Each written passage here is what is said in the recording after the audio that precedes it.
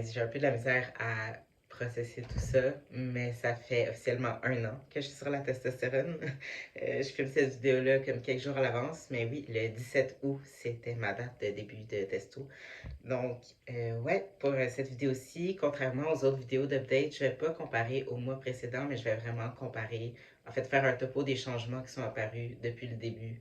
Euh, donc, c'est ça, comparé à comme quand je prenais pas de testo. Puis je voulais aussi, j'ai pris des clips, maintenant que j'ai YouTube Premium et que je peux aller rechercher des anciennes vidéos, j'ai pris des clips de mes anciennes vidéos pour faire vraiment un petit topo rapide de comme qu'est-ce qui s'est passé dans ma première année de testo. Euh, je sais pas si c'est pertinent, mais je vais mettre ça ici, puis ensuite on va aller voir les changements. J'ai mon premier rendez-vous pour commencer l'hormonothérapie. On est aujourd'hui le jeudi 17. Je m'en vais faire une prise de sang et après ça, je peux direct aller à la pharmacie recevoir mon injection si tout va bien. Ma chambre est messie, ma vie est messie en ce moment, mais on s'enligne pour des bons trucs. J'avais une bonne nouvelle à partager que la plupart d'entre vous savez probablement déjà, mais j'ai ma date de chirurgie. Donc, c'est le 13 décembre 2023, cette année. C'est dans 84 jours. Ça s'en vient vraiment vite. Je m'attendais vraiment pas à ce que ça soit aussi tôt que ça, mais c'est quelque chose qui me motive beaucoup et j'ai hâte de plus porter des binders à chaque jour. On m'a changé d'aiguille. Dans le fond, avant, j'avais cette belle aiguille-là. Et dans le fond, ce que j'ai appris, c'est que celle qui est recommandée pour les injections sous-cutanées, c'est cette petite aiguille à insuline. Donc, si on compare la grandeur des deux, j'essaie de les mettre égales, mais il y a quand même une grosse différence. J'insérais celle-là au complet. J'insère celle-là au complet aussi, c'est juste pas mal moins creux. On m'a montré comment faire mon injection. Wouhou! Je trouve ça bizarre qu'on me l'ait pas montré au début, mais enfin, on m'a montré comment. Je pense que j'ai un peu plus confiance en moi. Je pense au niveau de ma voix, au niveau de mon corps, je suis un peu plus à l'aise, donc ça paraît peut-être un peu plus dans la façon dont je me présente. Mes parents sont venus m'aider la fin de semaine passée pour mes boîtes, puis comme en rentrant, la première chose que ma mère a dit, c'est que j'avais l'air comme d'avoir pris de la carrure. Je le vois dans la façon dont mes vêtements me fitent. Je le vois surtout dans la façon dont mon binder me fit. Il est vraiment très, très serré, comme j'ai de la misère à respirer, puis j'ai mal aux côtes quand je le porte, comme à partir de comme 4 heures de temps, je commence à avoir mal. Ce qui n'est pas normal et ce qui n'est pas safe. Donc, si vous êtes une personne qui bind, ceci n'est pas la chose à faire. Bon, la dysphorie, on dirait, c'est ça qui est drôle. On dirait que le fait de voir les changements, ça aide avec la dysphorie, mais on dirait que ça illustre aussi tout le chemin qui reste à parcourir. Et donc, ça crée des nouvelles insécurités qui étaient comme pas là avant, mais juste parce que comme, bon, une chose s'améliore, mais là, t'es comme, ok, mais ça s'est pas amélioré encore, j'ai hâte que ça s'améliore. Donc, c'est des trucs comme ça. Donc, oui, j'ai pris du poids. Je le vois au niveau de mon visage. J'ai comme le visage tout boursouflé, puis ça me gosse, ça me gosse. Le petit coin de ma tête, trouble alimentaire, est en train de comme faire une crise du bacon puis crier en background, là, mais j'essaie de l'ignorer. Je suis au complexe chirurgical. J'ai été admis vers 10h30, 11h. On est un jour post-op. J'ai la posture d'une crevette. Je suis comme toute penchée. Mais c'est le fun de juste comme pouvoir me voir dans le miroir ou juste comme me laver puis comme reconnaître mon corps, c'est vraiment comme une sensation de fou. L'affaire, c'est que je vais au privé, donc ça coûte 250 $ pour le rendez-vous. Et en ce moment, ce n'est pas possible vraiment. Donc, j'ai pas été au rendez-vous, j'ai pas fait tester mes niveaux de testostérone. Mais je voulais augmenter la dose. La voix, c'est comme pas placé. Fait que j'ai encore beaucoup de voice crack, ce qui est normal. Mais moi, ce qui me frustre vraiment, c'est que je peux pas chanter. Je vois du monde qui, dans leur transition, continue à chanter et ils n'ont pas de problème. Moi, quand j'essaye, soit ma voix sort vraiment tout croche, parfois une octave plus grave que prévu, ça fausse. Des fois, il y a juste de l'air qui sort, puis il n'y a rien. En tout cas, je peux absolument rien chanter. Et on dirait que ça me frustre vraiment beaucoup. Fait que ça, j'ai hâte que ça se place. Mais je suis contente de voir que ma voix baisse et tout. Je suis encore dans mon mood de gars adolescent qui sait pas comment gérer ses odeurs corporelles. J'ai vraiment l'impression de puer tout le temps. Puis je suis dans l'étape où j'essaye des antihystériques, puis je sais pas si ça marche. So yeah, je me sens stinky tout le temps. Là, je suis plus capable de pleurer. Il n'y a rien qui sort de mes yeux. Mais c'est pas, genre, je ressens pas moins les émotions, je suis juste pas capable de les sortir de mon corps. Donc, le plus grand changement qui se voit le plus de l'extérieur, ou plutôt qui s'entend plus de l'extérieur, depuis que j'ai commencé à prendre la testo, c'est ma voix. J'avais une voix quand même assez aiguë au début. Euh, et là, je trouve que j'ai une voix quand même grave. Donc, je vais mettre les clips vocaux ici. Encore une fois, petit avertissement, il me manque des clips vocaux parce que j'ai pas été assidue à tous les mois. Salut, c'est Kael et ça fait quelques secondes que je suis sur la testostérone et ceci est ma voix. Salut, c'est Kael, c'est ma voix un mois et une semaine sur la testostérone. Salut, c'est Kael et ceci est ma voix 2 mois sur la testostérone. Salut, c'est Kael et ceci est ma voix 3 mois sur la testostérone. Salut, c'est Kael et ceci est ma voix 4 mois sur la testostérone. Salut, c'est Kael et ceci est ma voix 6 mois sur la testostérone. Salut, c'est Kael et ceci est ma voix 8 mois sur la testostérone. Salut, c'est Kael et ceci est ma voix 10 mois sur la testostérone. Salut, c'est Kael et ceci est ma voix 11 mois sur la testo. Salut, c'est Kael et ceci est ma voix 1 an sur la testostérone et avec un petit rhume. Donc, je dirais les 2 premiers mois, je sentais que j'étais moins capable d'atteindre comme des notes plus hautes avec ma voix. Euh, puis ça baissait un petit peu, mais vraiment, c'était imperceptible. Euh, puis c'est vraiment au 3e mois qu'on dirait que ma voix a comme droppé. Puis par la suite, il y a eu quelques autres périodes où, comme, tu sais, mettons, c'était stable pendant quelques mois, puis après ça, oups, ça baissait. C'est drôle parce que, comme, tranquillement, ma voix, comme, interne, tu sais, quand je me parle dans ma tête, commence à baisser aussi dans le sens qu'elle est plus aussi haute qu'avant, mais elle est peut-être pas aussi grave qu'elle l'est en ce moment. Donc, ça prend comme, il y a un petit délai avant que mon cerveau, comme, assimile l'information. Pour ma voix, pour le chant, encore une fois, je chante pas de façon professionnelle, ça a l'air un peu, euh, comme, minime là, comme truc, mais c'est juste que je joue quand même beaucoup de musique. Encore une fois, je suis pas très bon, mais euh, ça me fait du bien, ça me permet de me changer les idées, d'exprimer mes émotions. C'est vraiment comme assez central dans ma vie, en tout cas en ce moment. Puis la testo a eu un effet sur ma voix que je ne pensais pas que ça aurait, dans le sens que j'ai quand même suivi les transitions de quelques personnes sur YouTube et tout. Il y en a qui là-dedans sont des chanteurs et qui, en fait, leur voix, oui, ça a baissé, oui, il y a eu des petites difficultés quand la voix cassait et tout, mais en général, ils n'ont pas eu trop de problèmes.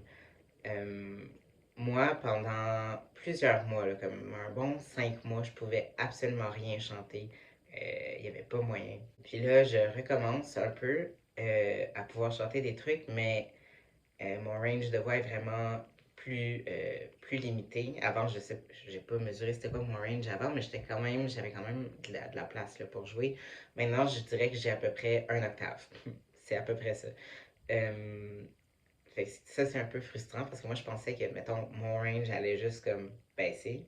Là, mon range s'est diminué beaucoup puis a baissé. Fait que ça a été à peu près ça. Sinon aussi, je trouve que j'ai beaucoup moins de puissance. Encore une fois, j'ai toujours une voix pas très forte, mais là, comme des fois, je m'enregistre puis on entend à peine ma voix par-dessus la guitare parce qu'on dirait que ça me prend beaucoup plus de souffle pour produire un son. Euh, et ça aussi a comme effet que je dure moins longtemps. Mettons, si les phrases sont un peu plus longues dans la chanson, il va falloir que je reprenne mon souffle alors qu'avant, je ne l'aurais pas repris. Euh, donc, tout ça est un peu frustrant pour moi. Euh, j'ai vraiment l'impression d'avoir comme perdu mon habileté à chanter. Euh, Puis c'est ça, ça me frustre beaucoup, sachant que ça fait pas ça à tout le monde. Donc ça, je dirais que ça a été le plus gros point négatif de ma transition. Dans le sens que j'adore le fait que quand je parle, j'ai une voix plus grave. Euh, c'est aussi ça qui fait en sorte que je vais passer un peu plus, donc que les gens vont me genrer plus au masculin. Euh, donc ça, j'apprécie énormément. Mais si j'avais un bouton, mettons, magique que je peux peser où je garde ma voix grave dans la vie de tous les jours, mais en chantant que je reprends ma voix d'avant, smash! Let's go! Pour la forme du corps, les muscles, la répartition du poids, J'ai pris des photos de comparaison, une avant de commencer la testo et une il y a quelques jours. Donc, je vais vous les mettre là. Et petit avertissement pour comme toute la vidéo, en fait, les photos, c'est pas des photos belles et prises professionnellement. Là, c'est vraiment. C'est ça. C'est pas, c'est pas génial la qualité, mais on fait avec.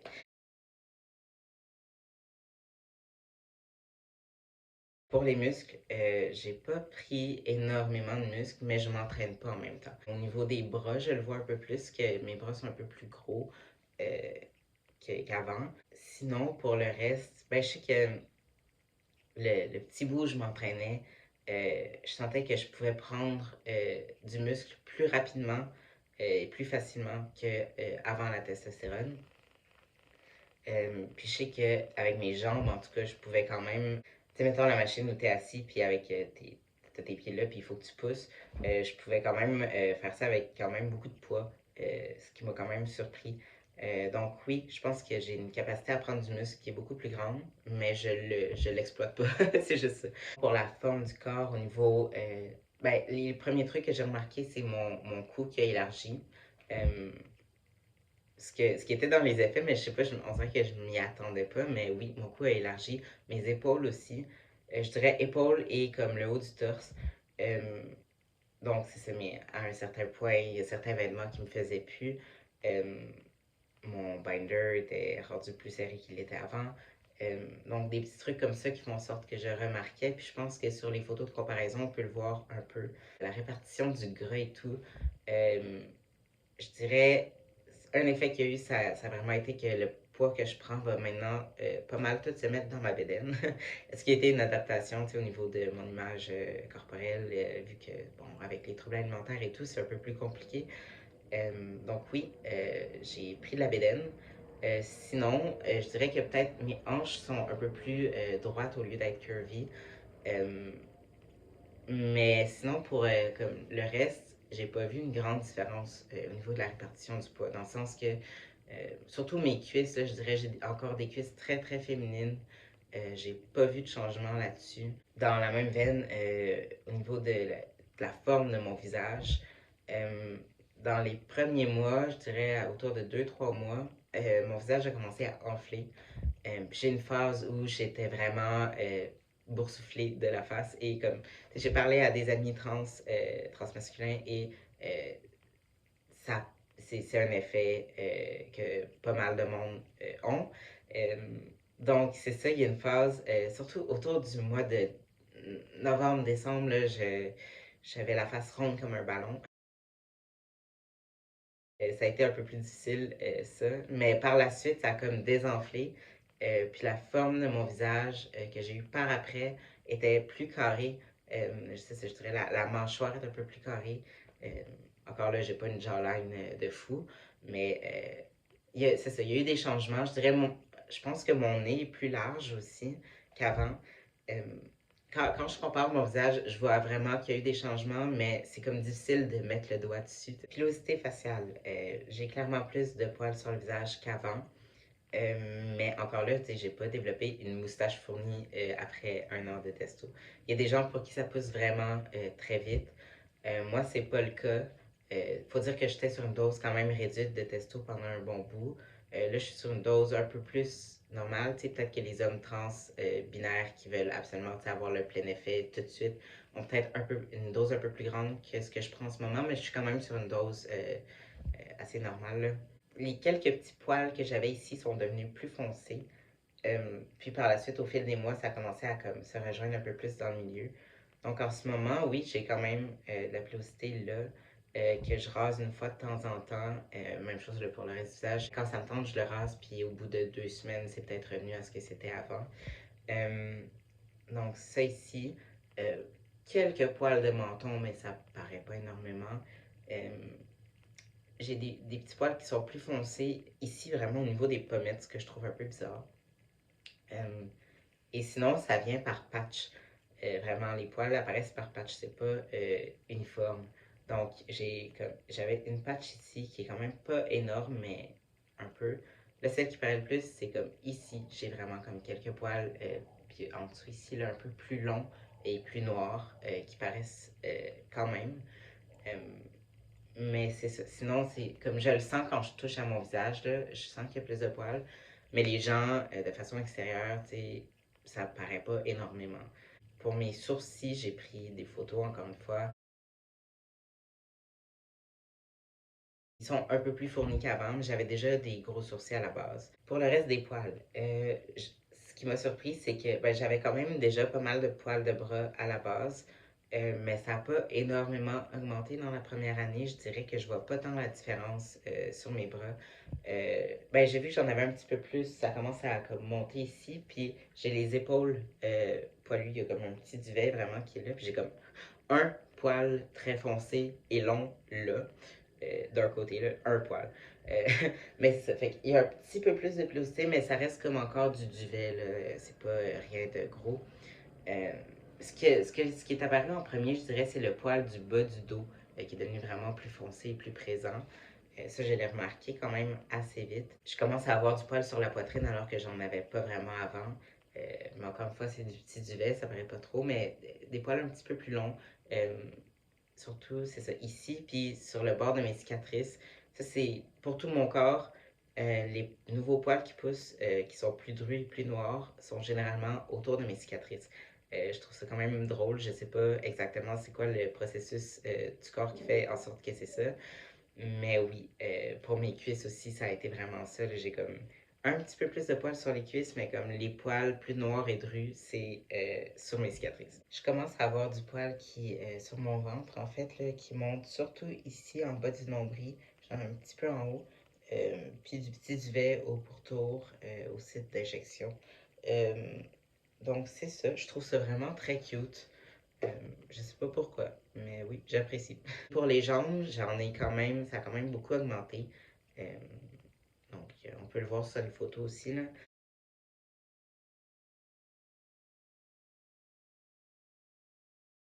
Donc, les autres changements physiques qu'il y a eu, je me suis mis à suer beaucoup plus. Euh, Chose que, ben, je m'y attendais, mais comme être dedans, je trouvais ça vraiment intense, là, comme je comprends pourquoi les jeunes ados qui n'ont pas encore trouvé le bon antidophique et tout puent vraiment beaucoup au début de l'adolescence. Je me sens vraiment comme ça. Là, c'est un peu moins pire, mais j'ai une phase où je me sentais vraiment comme un genre d'ado de 13-14 ans qui sait pas comment gérer son odeur corporelle. C'était presque gênant, mais comme, tu sais, j'essayais de trouver le bon antidophique, j'essayais de trouver des moyens, mais comme c'est une adaptation, tu sais. Donc oui, je me suis mis à suer beaucoup plus qu'avant. Et là, c'est ça, l'odeur corporelle qui vient avec. L'odeur de ma sueur a changé. C'est pas juste que je sentais plus l'odeur que j'avais avant, mais ça a vraiment changé. Je sais pas comment le décrire, mais l'odeur de ma sueur a changé. Euh, Too much information aussi, mais comme l'odeur de mon urine a changé aussi, puis ça paraissait dans les premiers jours. Euh, c'est beaucoup plus fort. Mes règles ont arrêté aussi. Le premier mois, je dirais que ça a été un peu l'enfer. J'ai eu mes règles comme 3 fois, encore là, qui duraient une semaine, là. 3 fois dans le premier mois avec comme quelques jours d'écart entre. Euh, Puis je savais que c'était normal là, que ça allait mettre up mon cycle, mais comme c'était quand même intense, là, j'étais comme tanné de saigner. Là. Mais par après, j'ai quand même été chanceux parce qu'il y a des gens que ça prend plusieurs mois avant que ça arrête. Il y en a que il va même falloir qu'ils prennent comme autre chose pour que les règles arrêtent. Mais moi, c'est ça. À partir du deuxième mois, j'ai plus jamais eu mes règles et j'en suis infiniment reconnaissant. Euh, donc ça a été bien le fun.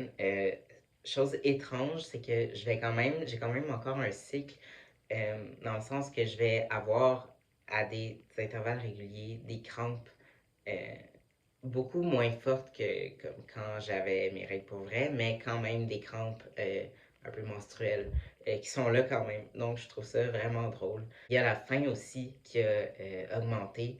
Euh, je dirais c'est dans les premiers mois, j'ai pris du poids aussi. C'était entre autres parce que je mangeais vraiment beaucoup. Là. Il y a des jours où j'allais prendre comme 4 repas par jour et tout.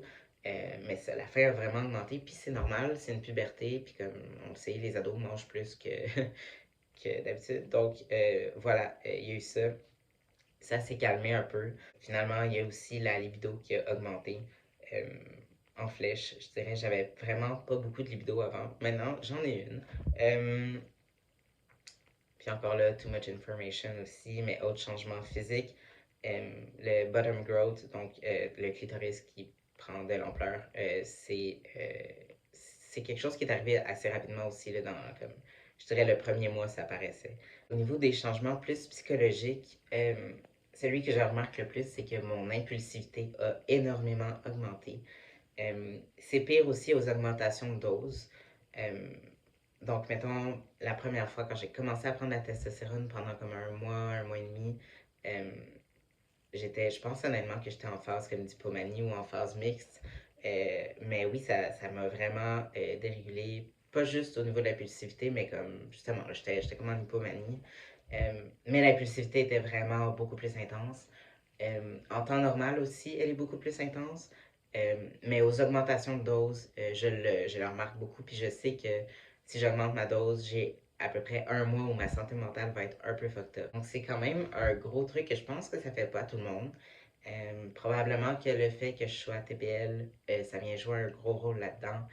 J'ai pas vraiment été faire des recherches pour voir si justement les gens qui ont des problématiques de santé mentale, si ça a vraiment un effet plus grand que sur la majorité des gens, mais pour moi, ça a vraiment été un gros effet que j'apprends encore à essayer d'apprivoiser. L'impulsivité, j'ai pas encore réussi à bien, je peux pas dire que je la gère bien. Mais c'est ça, maintenant au moins je suis au courant que quand j'ai des augmentations de doses, je sais là, que je vais être fucked up pendant un petit bout. Puis sinon, au quotidien, il faut que j'apprenne à le gérer. J'ai pas eu plus d'agressivité, donc c'est une préconception que la testostérone augmente l'agressivité, puis pour certaines personnes, oui. Pour moi, j'ai pas vu de changement là-dessus, mais je suis vraiment ça, une personne euh, de base pas très agressive. Euh, Comme je me mets pas en colère facilement, en fait, la colère est une émotion que je réprime beaucoup, donc ça a peut-être joué un rôle là-dessus aussi. Au niveau de mon humeur, je dirais qu'elle est en temps normal, quand je suis pas comme en crise et tout, elle est comme plus égale et moins changeante. Je me sens un peu plus calme, je dirais. C'est comme.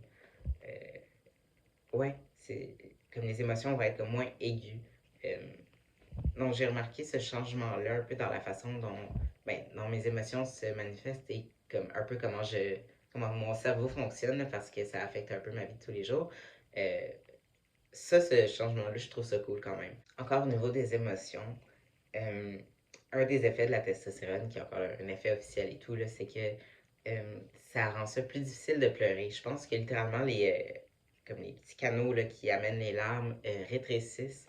Donc, pendant plusieurs mois, j'étais incapable de pleurer. C'était un peu frustrant parce que, tu sais, des fois, tu as besoin de pleurer, tu pleures, ça fait du bien. Comme, c'est pas le fun là, d'être triste et de pleurer, mais comme c'est un mécanisme humain d'expression des émotions qui a un but, là, qui est utile. Mais pendant un bout, je pouvais vraiment pas pleurer. Puis c'est comme aussi tomber dans un bout où ça allait vraiment moins bien mentalement, émotionnellement. Euh, Fait que ça aidait pas au feeling de vide puis de me sentir comme numb un peu. Donc c'était vraiment étrange. Euh, Ça commence à revenir. Je dirais au début, c'est revenu, j'étais plus capable de pleurer, mais comme pour des trucs vraiment insignifiants. Fait il allait avoir des grosses émotions, puis j'allais pas pleurer du tout. Mais j'allais me mettre à pleurer à des moments vraiment random. Euh, genre en regardant une vidéo sur Internet, puis là, genre soudainement ça sort. Ou comme, c'est ça, des moments plus random. Puis maintenant, je suis comme un peu plus capable de pleurer dans l'expression de mes émotions, mais ça reste moins qu'avant. Ça a aussi augmenté mon estime de moi. Pas directement comme la testostérone fait ça, mais la testostérone change mon corps, donc je me sens plus à l'aise dans mon corps, donc je me sens plus à l'aise dans comment je me présente aux gens, un peu plus solide dans ma personne. Euh, En tout cas, moi, je l'ai ressenti. Encore là, je suis pas une personne qui a une confiance en soi de fou.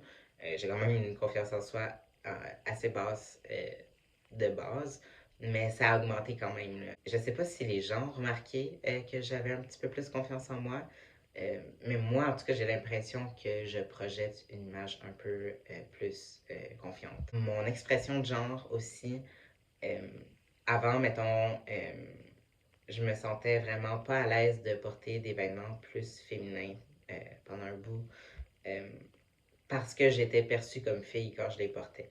Et maintenant, ça a l'air vraiment étrange, mais comme maintenant que j'ai un corps plus masculin, Euh, Puis que ça paraît quand je porte des vêtements féminins, que j'ai comme, quand même une carrure plus masculine, des poils et tout. Euh, on dirait que je me sens plus à l'aise de. En fait, j'ai recommencé à porter des vêtements féminins, puis j'aime ça. Mais c'est ça, je me sens plus à l'aise de me présenter au monde comme ça. Euh, bon, c'est sûr que là, la chirurgie du torse a vraiment aidé aussi, parce que justement, j'ai pu apporter de binder, donc ça me permet d'expérimenter plus avec ce que je porte. Mais oui, donc je me sens vraiment plus à l'aise de me présenter, tu sais, que mon expression de genre varie. Euh, le premier été où j'ai fait mon coming out et tout, j'allais vraiment m'habiller de façon comme très très masculine euh, pour, pour que les gens me perçoivent, tu sais, me genre pas tout le temps féminin. Ça marchait pas énormément, là, j'avais juste l'air butch, mais quand même, euh, c'est ça que je faisais. Mais maintenant que les gens vont plus me genrer au masculin, pas en général, là, je sais pas 50-50 ou plus masculin, mais comme ça arrive plus souvent. Donc, je me sens plus à l'aise de me présenter d'une façon typiquement moins masculine, euh, sachant que c'est peut-être pas comme ça que les gens vont me voir. Parce que le but, c'était vraiment juste de pas être perçu comme une fille. Donc, c'est ça que ça a changé au niveau de mon expression de genre, puis je trouve ça vraiment intéressant. Encore là, ça vient avec des désavantages aussi, dans le sens que quand je vais être en public, dans le métro particulièrement, parce que là, c'est là que je vois le plus de monde et tout, euh, je le sens, le regard sur moi, qu'ont les gens, quand je suis habillée de façon féminine, parce que une personne masculine qui présente des éléments de féminité, c'est vraiment très mal vu. Euh, donc, c'est de là aussi qu'il vient un peu, tu sais, justement, la haine envers les femmes trans ou les personnes, les hommes gays très féminins. Ça vient un peu de ça, là, on dirait qu'il y a une peur de, comme que la féminité est comme une faiblesse perçue chez les personnes masculines et qu'il ne faut pas l'exprimer. Donc, c'est ça. Quand je suis habillée de façon féminine, mais que les gens me perçoivent de façon masculine, là, je vais ressentir beaucoup plus, bon, non seulement de regard, mais ça, il y en a un peu pour tout, mais euh, de, vraiment tu sais, des regards plus antagonistes, là, où j'ai eu plus de confrontations dans le métro, justement, avec euh, tu sais, des gens transphobes ou homophobes qui venaient dans ma face m'en parler. Euh, Ça arrive plus dans ces moments-là que quand je suis habillée de façon masculine. Donc, mon expression de genre a changé, mais ça amène aussi un peu plus de. Tu sais, je me mets un peu plus en danger là-dedans. Mais bon, je l'accepte. Jusqu'à date, tu sais, oui, j'ai eu des expériences négatives, mais comme rien de. Tu sais, je me suis pas fait beat up, le fait que jusqu'à date, ça va bien. Justement, au niveau du passing, donc, considérant que je suis une personne non-binaire, c'est sûr que les gens vont pas, à part comme quelques personnes dans la communauté queer, ne vont pas juste me voir pour faire comme Ah, c'est une personne non-binaire. Mais comme je préfère que les gens me genrent au masculin qu'au féminin. Ça arrive clairement un peu plus que quand je prenais pas de testo. Et c'était entre autres un des gros trucs qui m'ont amené à prendre la testostérone parce que ça me créait énormément de dysphorie quand les gens me genraient au féminin. Donc ça a été un des gros points.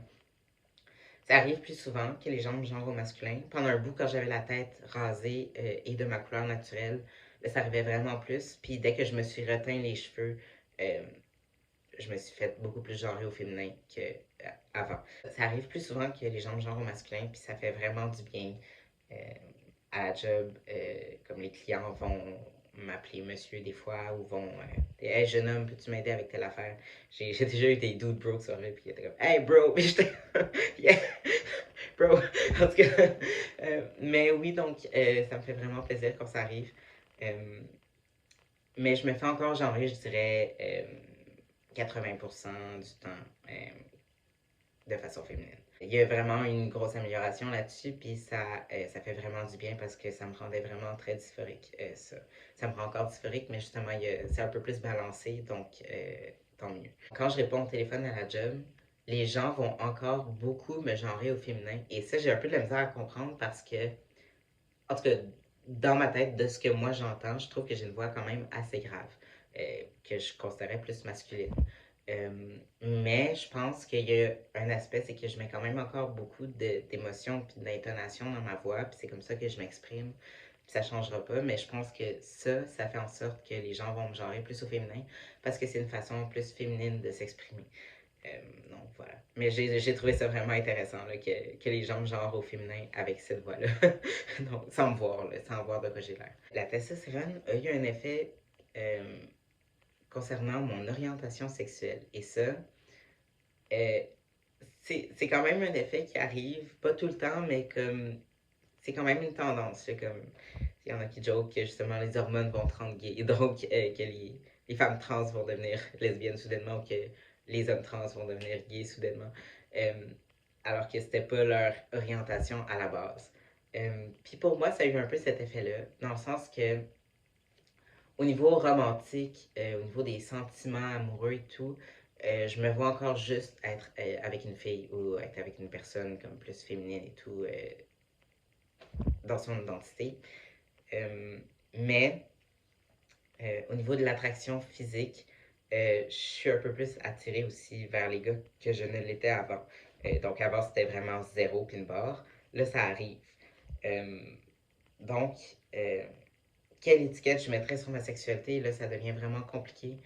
Euh, Au niveau de mes attractions romantiques, je les vois encore comme des attractions lesbiennes parce que j'aime les filles pas de façon hétéro.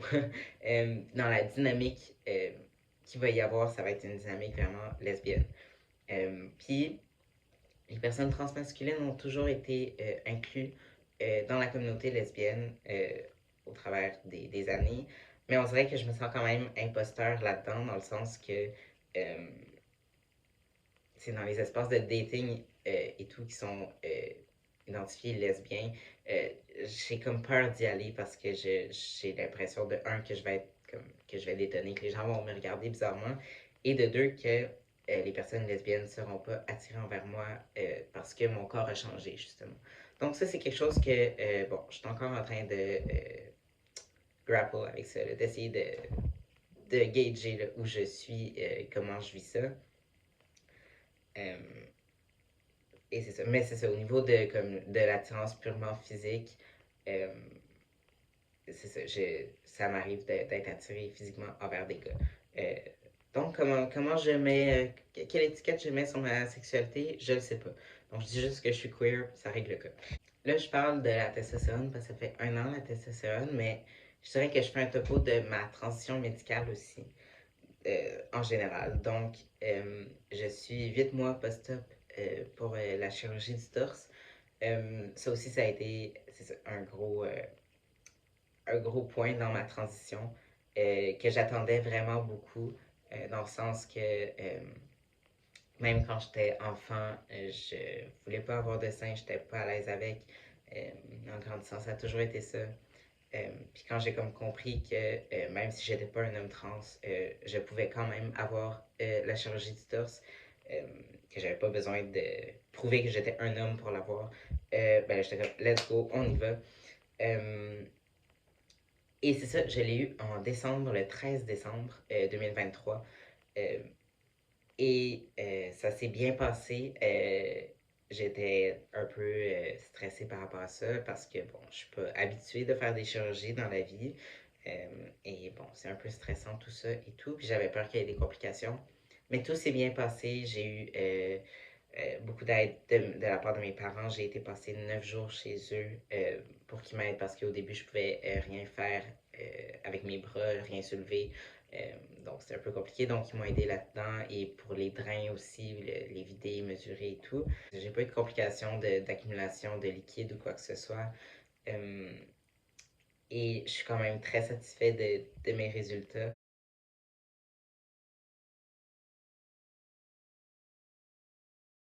Je dirais que les cicatrices se sont élargies avec le temps. Avant, ils étaient vraiment plus nets. Maintenant, c'est un peu en dents de scie et plus large. Mais c'est pas grave. C'est pas. Il y a des gens qui sont vraiment genre, je veux pas que personne voit les cicatrices, je veux que ça ait l'air comme si j'avais pas eu de chirurgie. Moi, c'est pas ça, ça me dérange pas, les cicatrices et tout. L'apparence de mon torse a changé. Les mamelons aussi, quand ils ont été greffés, c'était plus comme à leur propre endroit. Puis là, ça a un peu changé. Ils sont comme pas tout égal, pas à la même hauteur. Mais c'est encore là, c'est minime. En général, je suis vraiment très satisfait de l'apparence de mon torse. Euh, Ça a été un ajustement dans le sens que moi, pour moi, dès que c'est arrivé, j'étais hyper content parce que, bon, ça m'enlevait beaucoup de dysphorie que j'avais au niveau justement de mes seins. J'avais pas énormément de dysphorie sur d'autres aspects corporels, un petit peu, mais comme les seins, c'était vraiment le nerf de la guerre. Donc, quand j'ai eu ma chirurgie, ça a vraiment fait du bien là-dessus. Ça a été une adaptation encore là au niveau de l'image corporelle parce que soudainement, quand je regardais vers le bas, je pouvais voir ma bédaine. Donc, ça a un peu, encore une fois, trigger mon trouble alimentaire. J'ai fait une petite rechute en fait, un mois après la chirurgie à cause de ça. Mais en général, ça a vraiment aidé à ma perception de moi-même. Je suis vraiment plus à l'aise avec mon corps euh, et tout. Donc, ça a vraiment été une très, très bonne chose. Je m'attendais à ce que, bon, j'ai la chirurgie, puis après ça, je sois automatiquement comme à l'aise que des gens voient mon torse. Encore là, pas que je me promène topless partout où je m'en vais, mais comme, tu sais, mettons dans les situations où c'est approprié, comme à la piscine, dans les vestiaires, ou comme juste chez moi le soir, mettons, Templidge ou whatever. Mais ça m'a pris vraiment du temps. En fait, ça fait comme un mois ou deux, là, je dirais que je commence à être un peu plus à l'aise d'être topless quand il y a quelqu'un autour. Mais oui, pendant un bon moment, j'avais vraiment le réflexe de quasiment de me cacher parce que j'avais comme l'impression qu'il était encore là. Des boobs fantômes, je sais pas. Mais ça m'a pris, c'est ça, une adaptation que c'est pas tout le monde qui a. Il y en a qui sont vraiment à l'aise directement avec. Euh, mais moi, on dirait que j'avais peur que, bon, d'un, je me sentais comme vulnérable parce que, bon, j'étais pas habituée. Et de deux, on dirait que j'avais peur que l'apparence de mon torse dérange les gens, les mette mal à l'aise. Et j'apprends à comme être plus à l'aise avec ça parce que je sais que, mettons, si je m'en vais sur la plage, chose qui arrive pas souvent, mais comme, bon, puis que je me prenne en maillot de bain sans chandail et tout, c'est sûr qu'il y a des gens qui vont me lancer des regards, qui vont être mal à l'aise et tout, mais comme, faut pas que ça m'arrête. Donc, j'apprends encore à m'adapter à ça. Mais en général, chirurgie du torse, euh, best thing ever, ça m'a amené beaucoup, beaucoup de joie cette année. Ça a été comme en fait, c'était comme un gros step de ma transition euh, que je suis vraiment content qu'il ait été fait, puis qu'il soit arrivé aussi rapidement aussi. Donc, pour finir la vidéo, un an de transition médicale, comment je me sens overall? Ça a été vraiment une bonne chose. Je dirais, j'ai commencé ma transition à un moment peut-être pas opportun, mais j'avais vraiment hâte que ça commence. Donc, c'est là que ça se passe. Même si j'ai commencé à prendre des hormones comme quelques semaines après ma rupture amoureuse, puis j'étais encore dans toute la merde que ça a fait au niveau de comme si j'allais perdre mon logement et tout. Donc, j'ai peut-être pas commencé à un moment opportun, mais je sentais vraiment qu'il fallait que ça se fasse là parce que j'étais vraiment plus bien. Je suis vraiment plus à l'aise dans mon corps que je ne l'étais et ça continue à changer à chaque jour ben, pas à chaque jour, mais comme, vous comprenez là. Et je continue à être de plus en plus à l'aise dans mon corps. Euh, Même si c'est pas, encore une fois, magique, comme, tu sais, il y a des gens qui sont vraiment comme, avant j'étais hyper mal à l'aise et maintenant je suis super à l'aise et ça s'est fait comme ça. Euh, pour moi, c'est une adaptation. Puis il y a certains points négatifs. Les plus gros points négatifs pour moi que ça a amené, c'est ma voix de chant qui m'a amené quand même beaucoup de frustration. Puis ouais, ça n'a pas été facile, puis ça ne l'est encore pas, même si je commence à euh, m'habituer. Puis l'autre aspect, c'est ça, au niveau de mon humeur, quand j'ai des augmentations de dose, puis au niveau de l'impulsivité en tout temps. C'est encore une adaptation, puis bon, c'était un point un peu plus négatif, mais en général, beaucoup, beaucoup de positifs. Euh, cette année a été quand même assez difficile, mais tout ce qui a trait à ma transition m'a amené vraiment beaucoup de joie. Euh, la chirurgie du torse a été le highlight. Et donc voilà. Euh, c'est un peu fou de penser que ça fait un an que je prends de la testo. Puis au début, j'étais pas sûre de mon choix quand j'ai été à mon rendez-vous pour l'hormonothérapie et tout. Je sentais que c'était quelque chose que je voulais faire, mais j'étais pas à 100% sûre. Puis c'est difficile de savoir si tu vas apprécier les changements. T'sais, à moins que c'est justement si t'amenais hyper gros dysphorie avant, puis la différence est claire et ça t'amène beaucoup de joie. Mais sinon, moi, il y a beaucoup de points sur lesquels j'étais pas sûre. Comme Ah, est-ce que je vais aimer ça une voix plus grave? Ah, est-ce que je vais aimer ça avoir plus de poils? Euh, mais bon, finalement, c'est des changements que j'ai appréciés. Et c'est ça, je suis de plus en plus à l'aise avec qui je suis. On se revoit dans une prochaine vidéo bientôt. Je vais essayer d'en refaire des vidéos où je parle.